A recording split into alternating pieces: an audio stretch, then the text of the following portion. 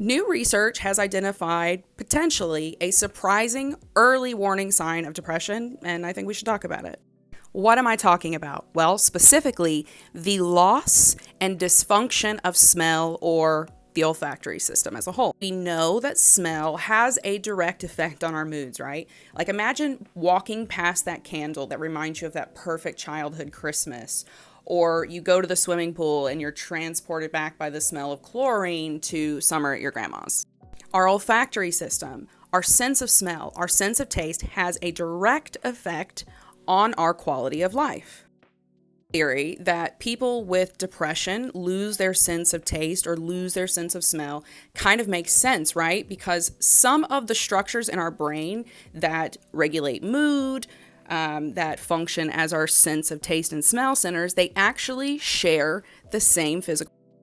Specifically, the entorhinal cortex, the hippocampus, the amygdala, and the orbital prefrontal cortex. When people are subjected to long-term stress and they fall into a pattern of clinical depression, these structures become changed, right? They physically change in the brain, and that could affect smell and taste.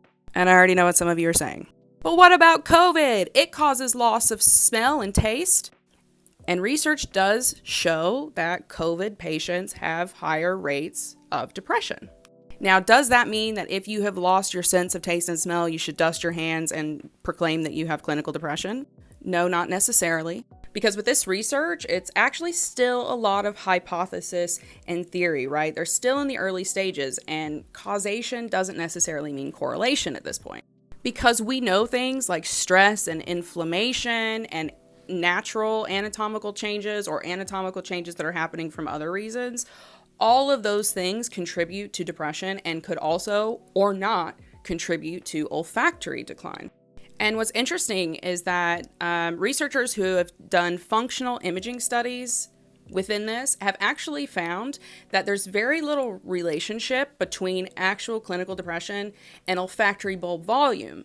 So they then theorize that the decline in smell, the decline in taste could come from the havoc that's already being wreaked on the brain from depression. So it's very likely that these changes in smell are coming from the brain's fluctuating cognitive abilities that occur during clinical depression. Now, why is this important, or why should you care? Besides the fact that if we can establish some more facts behind this, it could help people get earlier diagnosis and treatment. If this olfactory function is related to depression, then it could open up a whole world of other treatment options, which could really help people.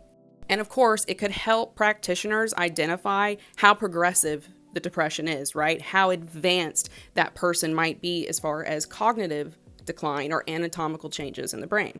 And some studies using this research have shown really positive results in people with depression using olfactory therapies, which is, exposing people to different smells, retraining the sense of smell. It's added to their quality of life and helped in their treatment of depression.